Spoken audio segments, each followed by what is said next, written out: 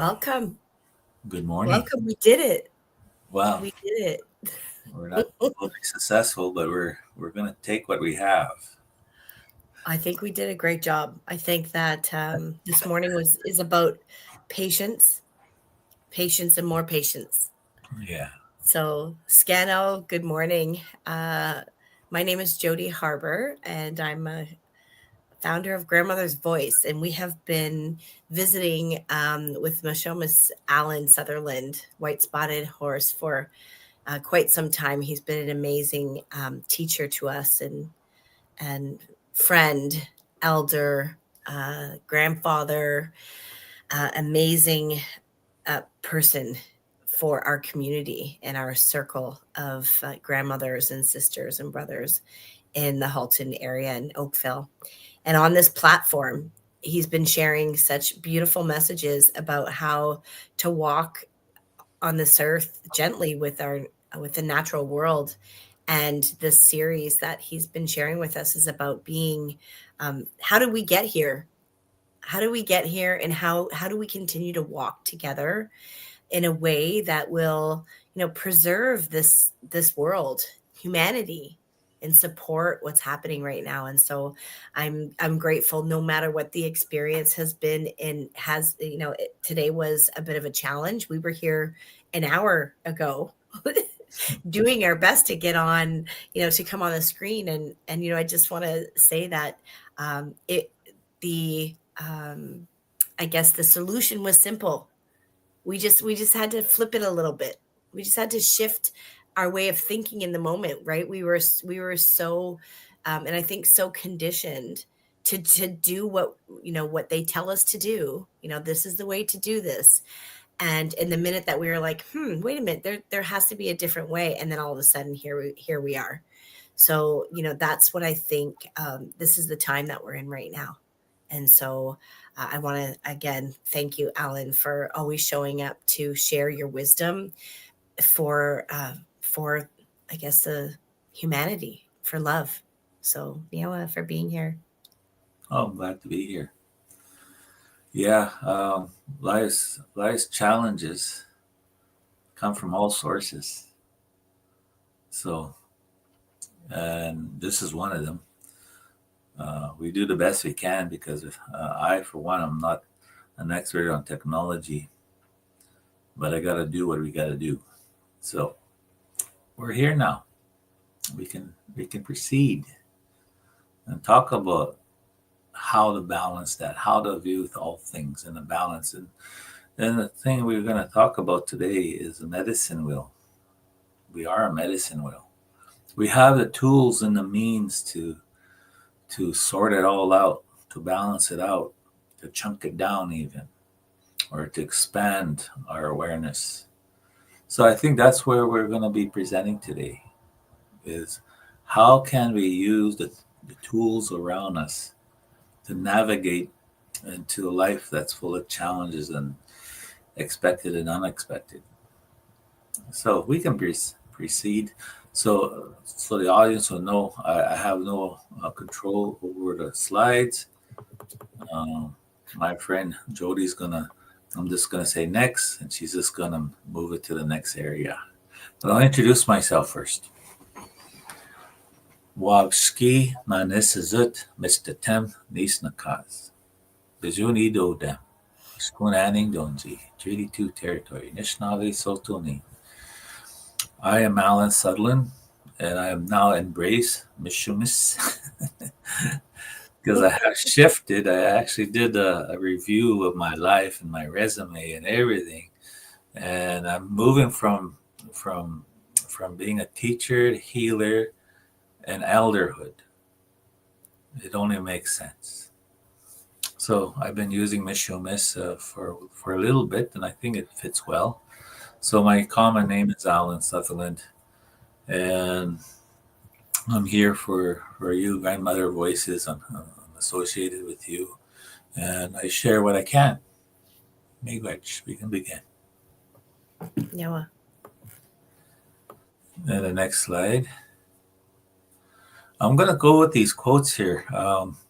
Using older slides, I had one prepared that was slightly different, but let's go back to the way it was before.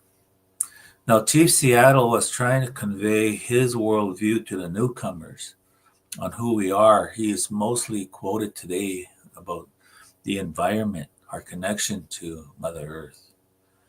And he's famous for this quote: "Will you teach your children what we have taught our children? That the earth is our mother. What befalls the earth shall befalls all the sons of the earth. The earth does not belong to man, but man belongs to the earth. This we know. All things are connected, like the blood which unites one family. All things are connected. Whatever befalls the earth befalls the sons of the earth. Man did not weave the web of life, he is merely a strand in it. Whatever he does to the web, he does to himself." 1854, Chief Seattle. Next one. There you go. And I've been doing this for the longest time, 25 years. And over time, these teachings were just basically from my memory. I just stand in front of a crowd. And then later on, I was able to do PowerPoints and do it with pictures. Now, when it comes to our indigenous worldview, it is very much different. It's circular. Everything we do is in circles. We teach that we're a part of a circle. So when you look at the corporate world, the Western world, and you'll see it's a hierarchical. It's in little boxes, and it usually is the human beings are on top, and everything else is catered to them. So when you look at an indigenous worldview, human beings learn to live in state of coexistence with all the relationships, with other life forms present from all of creation. It's that oneness. This knowledge and skill must be passed down from generation to generation. Now, from the corporate worldview, human beings must learn to dominate over the earth, and all other living forms are the betterment of the corporate structure. So it's a hierarchy. Everything floats up to different levels. This knowledge and skill must be passed down from generation to generations. So what you have is a clash of worldviews when it comes to understanding who we are as human beings in this world. One is that you get everything you can for yourself. It's me, me, me. Others is no, it's about us. It's cooperation. It's helping each other. So it's about us, us, us. Next. So it's when I did the origin stories and how the seeds came down to the earth and it became the many. We're very complicated human beings. We're not little wooden sticks that's on a marble called earth. It's not that way. We're very complex. And usually when the power slides form, I just break it down by pieces, but here's the overall picture. That we are the flames, we're that blue flames, and that's our soul, that's our spirit. That's our soul having a human experience, and it has a body, and this body is reflective with the mind, the mental, the mind, the heart, the emotional, our physical, and all aspects of our physical being, and our spiritual connection, our aura, our connection to this body and to the spiritual world. Our mind is powerful. It has consciousness. It learns, it processes, it creates your human ego. It's your programming. Your subconsciousness stores all the information in your experience. So everything you experience is in you, including the fact your consciousness of your other lives. But everything you experience in this world, the good, the bad, the ugly, the lessons, the blessings, it's all stored. So you tap into that when you need it. Of course, as our super consciousness, our connections to the spiritual wellness, the spirit world, that's the one that when we sleep, that travels. The body is resting, but That's the one that travels. It maintains its consciousness to that connection to the dream world. So when we're looking at all these circles, we're connected not only on an earthly journey, but on a spiritual journey. We're connected to the spirit world at the same time. So this creates that energy all around us. So when it comes to cycles of growth, we have our spiritual self that we're downloaded, lowered to our mother, who created a body, and we were brought into the world. Beautiful ceremony. So we were being developed in a body, our minds, our hearts, how to function in this world, this vehicle that's going to go on this journey. So when you came into this world, your mind, your program was being formed, programmed. Who's doing the programming? Your body is growing, you're interacting. So when it comes to this kind of knowledge and time, you start off as a spiritual being, a fire key. Uh, uh, there's a word I'm trying to say. You're a fire spirit. You're so energy. You're that energy. You're that spirit. Then you start forming your brain, your mind. You're growing. And then it's your human program that takes over. That takes over from spirit now into the world. And over time, you become more aware of yourself, your mind, how you think, your emotions, and so forth. But as you go through life, you're evolving to a higher self where you find yourself again. That I'm spirit having a human experience in a body. So that's the growth. It takes time. Sometimes it's quicker, sometimes not at all. I found people that way sometimes. But we go through this evolution. So just to show you how that looks like, there is a time of innocence. Then life programming kicks in. Your human ego develops. You interact, you socialize, you become aware of everything, the world, how it's impacting you. So along the way, you learn not to be a jerk. You hopefully don't want to be a jerk. But then that's the regrets, saying I don't want to be a jerk. I want to grow. I don't want to be this way. And some, that's because of the programming, or they had a hard life, but now they want to do better. So you start going through the process of healing, of forgiveness, and lessons, and understanding, and growing. That's your growth. You open up to openness, to open up to new ideas, curiosity. Let's look at other ways to help myself. You have greater understanding. And along the way, you find your heart, you find compassion, you find kindness. And along the way, you achieve how that all gets put together, that falls into place. It's wisdom. And then you got this divine awareness, this awareness of for what it is. It's like a knowing. It's like your spirit woken up. You have this this connection to this super consciousness, and that's exciting because it doesn't end there. We actually evolve to the next stages. Go ahead. So the symbols all around us. If you were to imagine things, it's real. It gets created. So we did stories about us connecting like a tree, from the spiritual world, and we're that tree, and our roots are connected to the earth, the ancestors, everything's energy. We carry a bundle. This is our journey. We carry a bundle that's ours. That's unique. So you're seeing the images of medicine wheel, and there's teachers there. In the animal world, there's teachers. They have different qualities. It represents teachings of those four directions.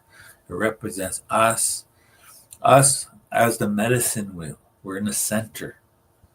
And the medicine wheel will expand out as we gain more experience in life. So these are symbols. And I'll have to say, historically, there's going to be pushback. It says, "Oh, this is not our culture." Well, culture is what you make of yourself. Culture is what you make with your associates, your family, your that is culture. Where you get the tools, where you have the bundles, what you have is added to you, and that becomes your culture. But what I'm describing here is a tool. It's not meant to be standalone and saying this represents our culture. You can't view it from that point of view. These are tools to break down the meaning of life. It's all around us. It's usually at 4 quadrants. So we have 4 seasons with 4 stages of life. And it's easier to start from one. In our case here, we do ceremonies. We face the east. It's the yellow. Sun is coming up. So it gives us a greater understanding how to break that down. And as you go around the circle, then there's another teaching. There's the south, and there's teachings there, and what's associated there, and then the west and the north. So this is just a tool. There has and there has been a book, I think, called Seven Arrows, that came from the late '60s, that talks about medicine wheel, but it was in a non-indigenous author. So our learned philosophers of today, students of today, says, "See, that wasn't even ours. Somebody else did that and gave it to us." You're losing the fact that he received teachings from us. So he just, at the time, most of our people weren't authors. They weren't putting it down in books as they do today. But if you look at all the ancient sites, sacred sites of rock formations in Wyoming and across the plains, and here we have plenty of them in Alberta and Saskatchewan. We have these rock formations here in Manitoba, but they're on petroforms, or they're everywhere. The teachings are there and they're circular. And I have seen the shape of a medicine wheel that's been around, if not hundreds or thousands of years. Again, it's a tool. It elicits memory. And if you know the teachings, then you can probably see the formation and what it's trying to say. Next. It's in our ceremonies, the medicine wheel. We are the center. So, pagan, we start off by raising our pipe. Miigwech, let's communicate. And then we go in the 4 directions. We go. This is we go from above to below. We tap the earth. Ni mama. We make that connections, both heaven and earth, up and down. And then we go to the east. Mishomis nukamis. We talk to the east, invite them in. And then the south. Mishomis nukamis. We invite them in. And then to the west, north. And then we look up again, but we look all around who's present, and we bring it into us, bring it to our heart. Those are the 7 directions. But when you look, if you were to flatten it out, it's a medicine wheel. As above, as below, as without, as within. That's a spiritual teaching around the world. But it's in the form of our pipes. So we are the medicine people. We are the medicine wheel. Next. We all walk this good earth road as creatures of one creator. The rising and falling of the sun each day, the seasons, the gifts of food, shelter, love, and friendship are there for each of us in the one circle. If you cannot find a way to be grateful in your heart, the fault lies within you. Tecumseh. And Tecumseh was a leader among all men on earth. He saved what we call today Canada. But he knew changes were coming, and we have to adapt to those changes. And he's one of my favorite historical people. I even have a direct connection in spirit with Tecumseh. But he was trying to convey that we're all part of one circle and we all have to be part of that circle. Don't forget that. Next. This is a depiction of on etched out on a scroll, ancient birch bark scrolls, but it tells the universal teachings of our journey on earth.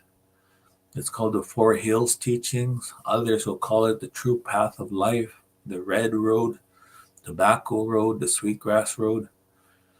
But this is a picture that says, okay, you were lowered into this life through your mother.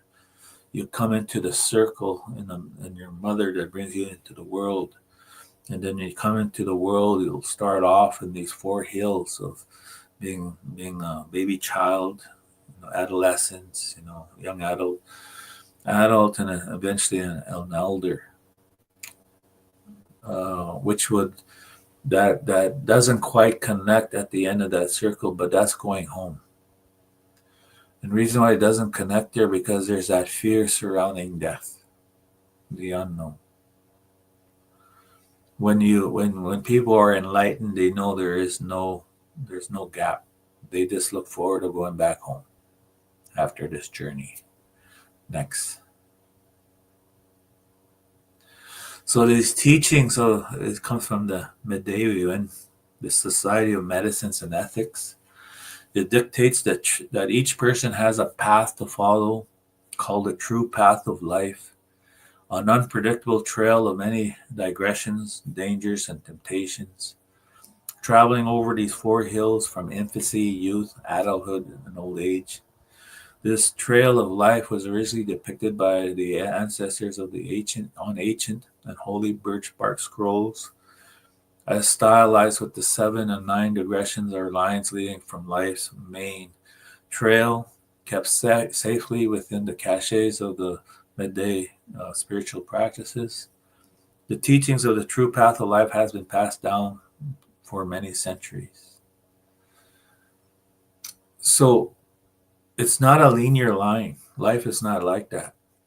Life is going to be, turns but moving forward at all times. It's always going to move forward. But along the way, there's going to be hills and there's going to be valleys. Along the way, there's going to be all these little paths, these distractions, our curiosities and whatever it is. It'll just be on your path, and this is hey, and you say, where does this go?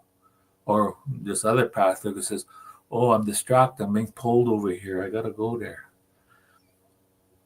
Whatever experience you have in life, you get drawn back to your main path. So there are days where on your journey, you're in a valley where you don't even know the next move. You're in the shadows. You're in the dark. Could be grieving. It could be suffering. It could be pain. Whatever you are, and you feel stuck. But you still got to move forward. You'll never be stuck because the Creator says, I'm not going to leave you here. I'm going to give you a little push. I'm going to send people to help you. You got to keep moving. Other times you're going to feel on top of the hill. You can see faraway places, far vision.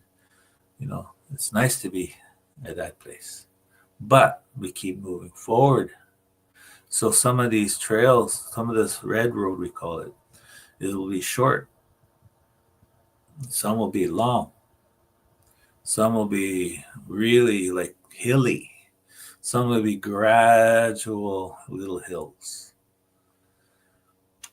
Some will be a combination of both these things. A lot of times we go into those tougher hills in the beginning, especially when you're in adolescence, when you're young adult. Then later on, you come into the more hilly, more gradual hills, and it's easier. But we're each on a different journey. And what's laid out is we choose what's going to be laid out. So there is a plan, a spiritual plan, a contract, as you will, a life plan. It's a blueprint. It's not set. But every once in a while, creation says, hey, remember your plan? You remember you're going that way? You got distracted? Got to get back on? So anyway, there's a lot of teachings in that scroll. Go ahead. There's a time to laugh, there's a time to cry, there's a time to live, and a time to die. These are about learning, our returning of our teachings, because we lost a lot of it.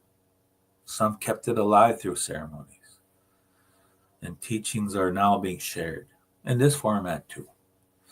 So, grandfather says this: in life, there is sadness as well as joy, losing as well as winning, falling as well as standing, hunger as well as plenty, bad as well as good. I do not say this to make you despair, but to teach you that life is a journey, sometimes walked in light and sometimes in shadow. Grandfather says this. Keep going. Next. This is quoted from Crazy Horse. I use a lot of his quotes, especially in the time of at his end of life. He had visions. I have been called the greatest warrior among all of our relations. This may be so. What I learned to conquer were challenges to my heart unity within my chest. Self-confidence, love, strengthens everything inside you. This you can also do, my sister and brother. This is a time to continue your good red road journey while still in the body. Next.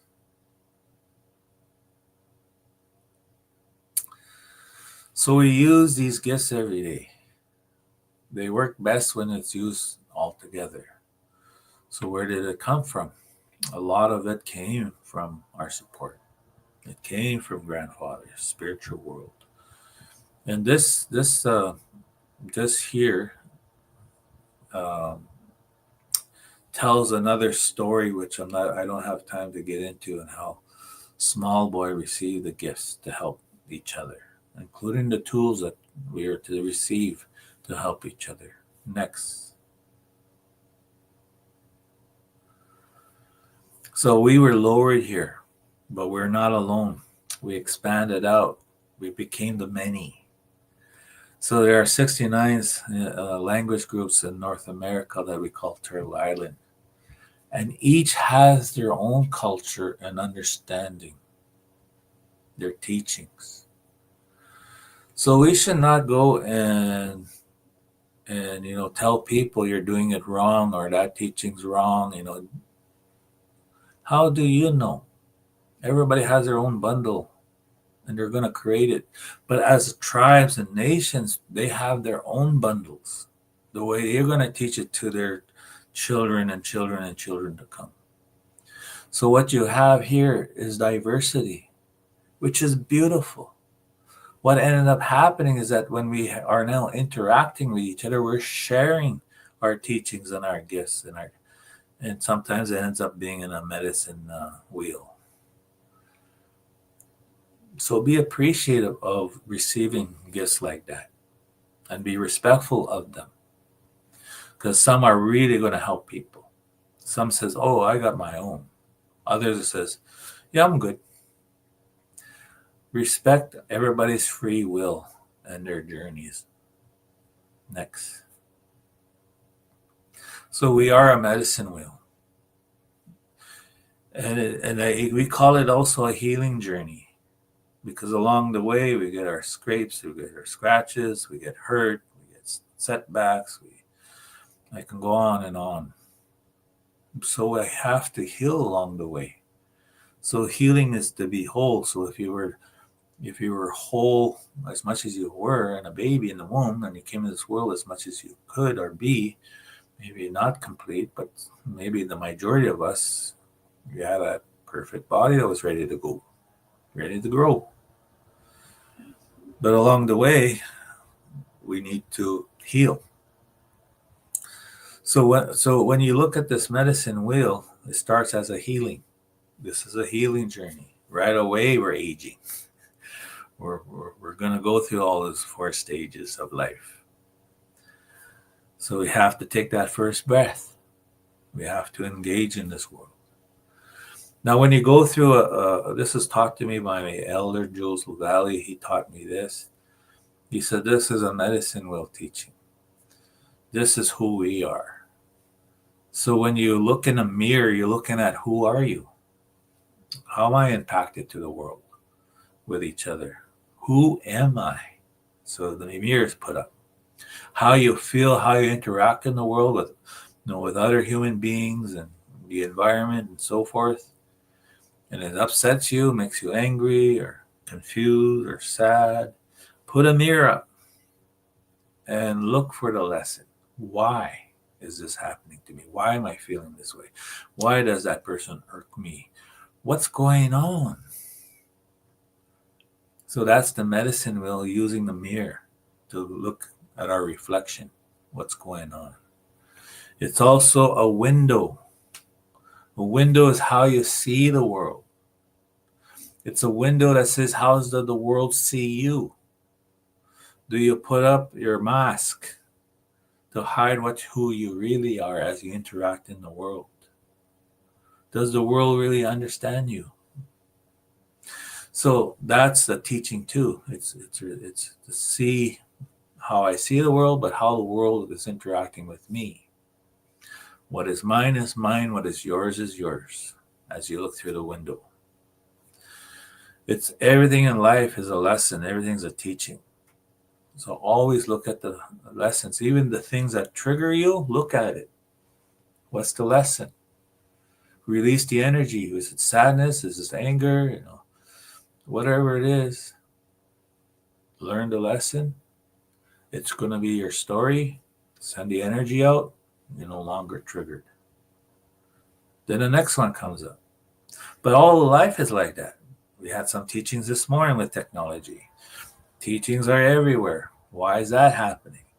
Well, we got to do something about that, don't we? So that's how you walk through life. It's a way of life.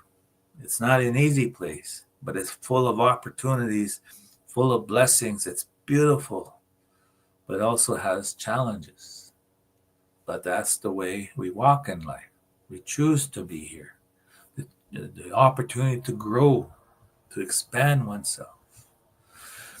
So when we feel whole and we are in touch with the whole world, we are in balance. Like the medicine will teach us that you're in balance. And sometimes there might be a part of us that's not in balance. So we have to bring that back in balance. So we are impacted by the environment. Everything goes on around us, but we're impacted by what goes on inside of us. So healing is a process that's infinite in nature. Next. Next one.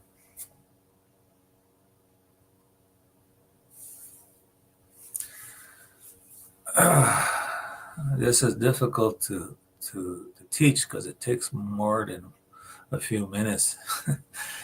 It's I seen it in many ways, but out there in ceremonies, you can make rock formations, but we just don't go bam, boom, bam. It's just like one way of doing it is just do one rock at a time, and then it just fills outwards.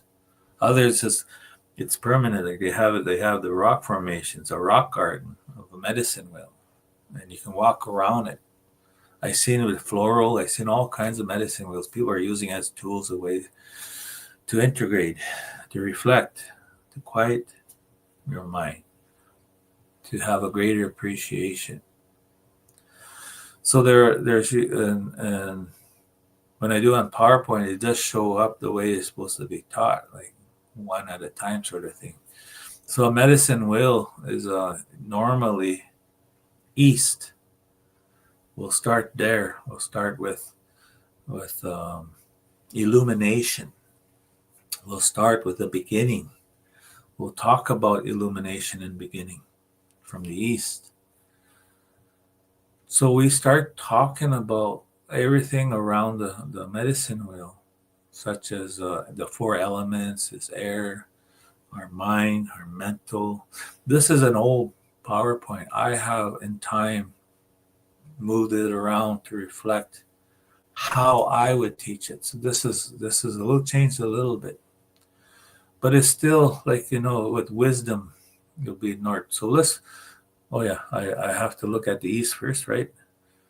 So we have representations. We have the eagle that flies out, and the messenger says to the creator, the Anishinaabe are still teaching the lessons, the ceremonies, and reports back to the creator. They're still the Anishinaabe. So that's good. But it's yellow. Yellow represents the sun, represents that direction. It's illumination. It's like being in a spiritual world. It's being brought into this world to become a child, become a baby. So this represents the children. So it's a starting of our spiritual journey on an earthly basis. And the elements will be water. Because we came from water of our mother, everything we're connected to is water in this world. So those are a lot of teachings. So if you go in the south, it could be represented by a mouse or uh, something small like turtle. And it represents red, and red is and my teaching is the highest form of the midday sun. It's hot, and it's red. Others will teach it differently, and that's okay. It's the way you learned it. It's the way you should teach it. This is the way I learned it, and this is the way I'm teaching it. So you're going to grow into that journey of life, emotional state. You're going to feel emotions. You're going to cry. Is there going to somebody be comforting you? You're going to have a broken little heart, puppy love. All those emotions. That's starting to be the journey of life. So it's the land itself. It's the earth, that element of land, that connection to the land, grounding to Mother Earth. And as you go around the circle, it's the west, and you have the bear there. Sometimes people say the buffalo, others say the bear, but in our ceremonies, it's the bear. That if you were to come in the east into this world, and you're going to leave, you go to the west, and the bear is going to greet you, will help you out. Now, Makwa, the bear is there as a teacher in this direction. It's black, a color black, because life is both white and black, light and dark. Black is our space. But there are those that in their medicine will they put dark blue instead of black, because there's different meaning. Black is like death or chibai, or and in the Cree they don't like to put the black there because it represents the priests that came there were all black, so they had a bad experience, so they used the dark blue. But black is the one of the four colors. It's introspective. This is turning into the night now, from day to night. This is where you go into the dream world. But this is about at this stage, from a child to adolescents, young people, young adults. By the time you get to the West, you're an adult. You're sorting it out. You're growing. You're going inward. It's not about the outward world, but what's going on inside. It's introspection. This is also the height of your physical form. Did you maintain your health? Are you strong in body? This is the fire. And I talk about the four fires, like the sun, the earth, our fire, and the ceremony fire. But the fire is that energy. We're at the height where everything comes together. When you go to the north, you're going now into that wisdom, into that dream world, that connection to more to the spiritual side of you, that greater understanding, and that's where wisdom falls in. So it's protected by the buffalo, and the buffalo represents everything, a gift to everything. So it fed many nations on the plains on Turtle Island, and nothing was wasted. There was all kinds of parts of it. So the buffalo is there to represent the gifts of life, especially in the form of this one animal. So it's the element is air, what we breathe. It's mental. It's our wisdom. So as you're going around the circle, it gives you a sense of from child to adolescence to adult to elderhood, but it also gives so much teachings. And the reason why I have different other animals or because it's in our sweat lodge, Madudusan. We sing these songs almost in the same different directions, like Eagle song in the beginning. Along the way, we'll sing the woe song. We'll sing the turtle song. We'll even sing the beaver song. We'll sing the bear song. We'll sing Sabe song. Sabe could be sung anywhere at any time. As you get north, we Indigo song or the water song, elder song, grandmother song, Chibai songs as you get into the spirit aspect of the sweat lodge. But there are many songs to be sung. Normally, this is the direction it is. Along the way, we receive spirits from all directions, and sometimes they come to give names, spirit names. So you got sky beings coming in, water beings coming in, earth beings coming in, wing beings coming in, and there'll be somebody there that says, "I needed a name. I wanted a name." They gave tobacco, they gave cloth, and it says, we'll ask the universe." So this is how it was taught. It's usually placed on the ground. It takes a long time. It takes a couple hours to a full day. Now you can switch the slide.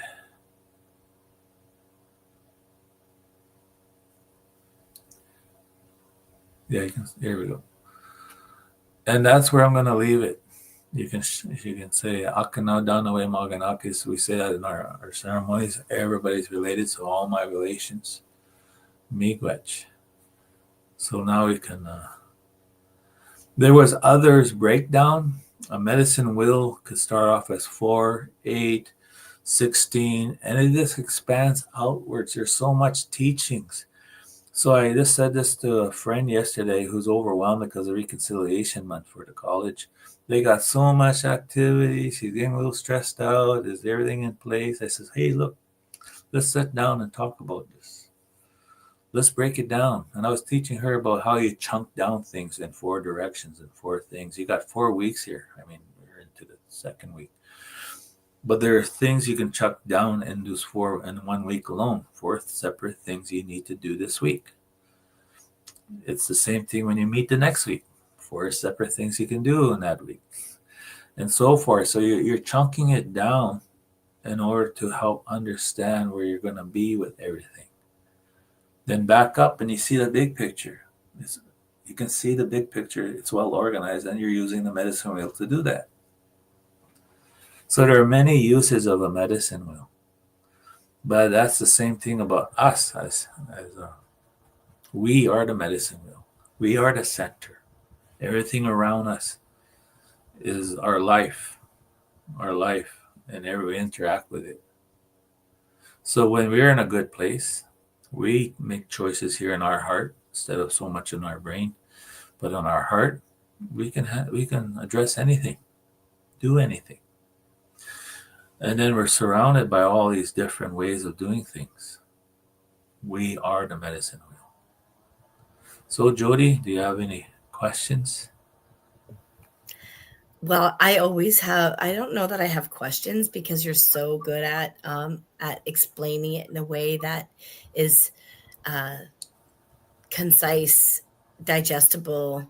I actually sense it, and I think that the people that are watching as well sense it because when they make comments like just well hearts and thank you, and they're finding their way back home. Like this is a beautiful message too, right? Like when Mhm. people are repeating, they're getting it, And this has been a really amazing series so far. And I think we have three more or two more with you. Yeah.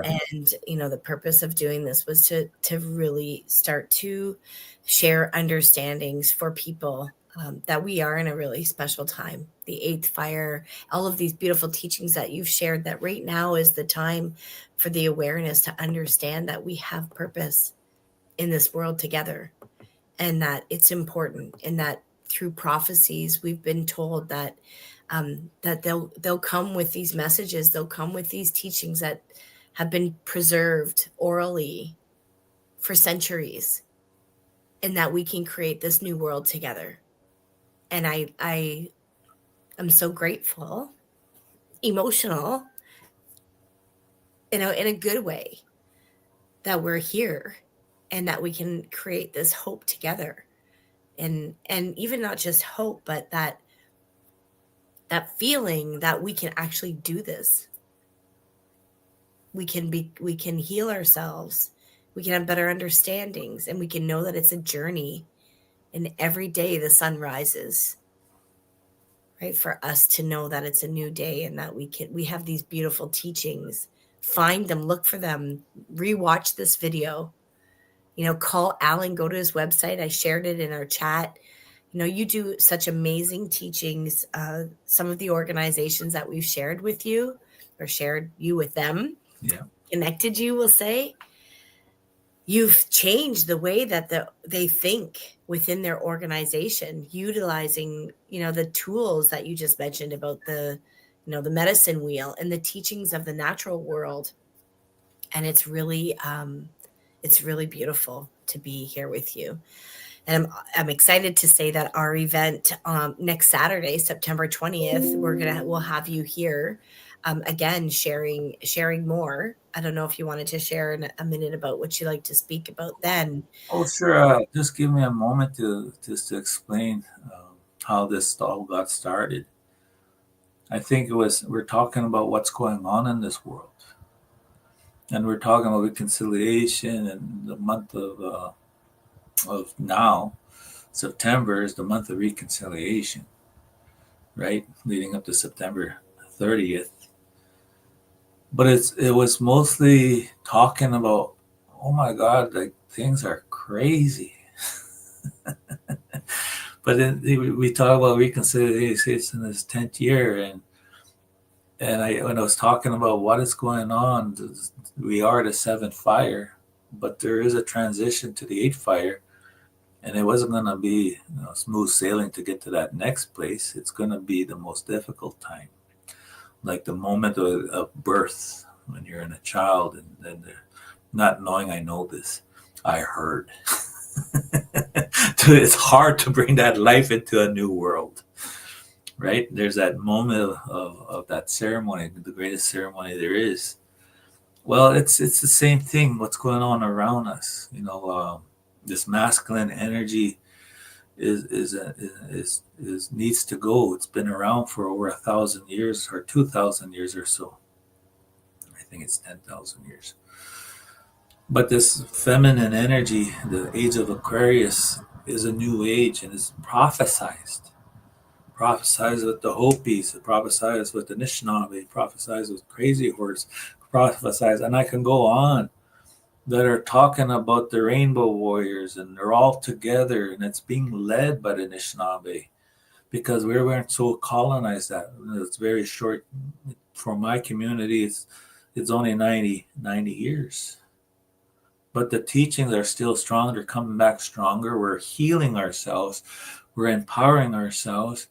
And we're ready to share all of this to guide people. This is part of what was foretold. So let's do this together. The ones that are going to find it easier are enlightenment. They're doing their shadow work. They're doing their healing, their mindfulness, the quiet mind. They're connected to their hearts, and they're having it easier. Those that don't know are finding it too hard. There are those that want to hang on to the material world at all costs. So there's a lot of that conflict going on. So the idea for us is to meet again This time virtually, we're going to do it virtually. And I just want to focus on prophecies. Reconciliation is the way to bring us all in this country of Canada. But where are we going? That's the next stage. So it's both practical, contemporary, but I want to share those traditional worldviews, that spiritual understanding. So you give me a platform one more time to share for about an hour, and this is what I'm going to share. Yeah, well, and I think I might have that poster here to look at some of our. Oh yeah, it's okay. Well, it's We are there, what? but but that's okay. You can go to our website. Our Facebook page has been sharing some really beautiful content about this month and the importance and remembering the children at the schools and all of the schools we've named. Our goal was to name all 139 residential schools that existed across Canada as a just like a prompt for people who it's 10 years. You said, I know we say that, and people are like, has it been 10 years? And where do we start? There are people that are still want a place to start. And that is so important. Yeah. The fact that you want to learn is so important. And so I think it's really important to just inform people from the beginning. Look into your community, see how close your residential school was to your community. See where the nearest First Nations is to your community and how you can support them. Reach out to organizations that need support or learning, but make sure, for those of you who have not done a lot of learning, that you make sure that you understand the cultural competency and humility before you go in. Sometimes we can get confused with the heart work and the hard work, right? We know we want to learn, but there's still, without the knowing, can be some harm to some communities. And so this talk today, Alan, was beautiful, and it was really very, very clear that Indigenous wisdom has a place in our society,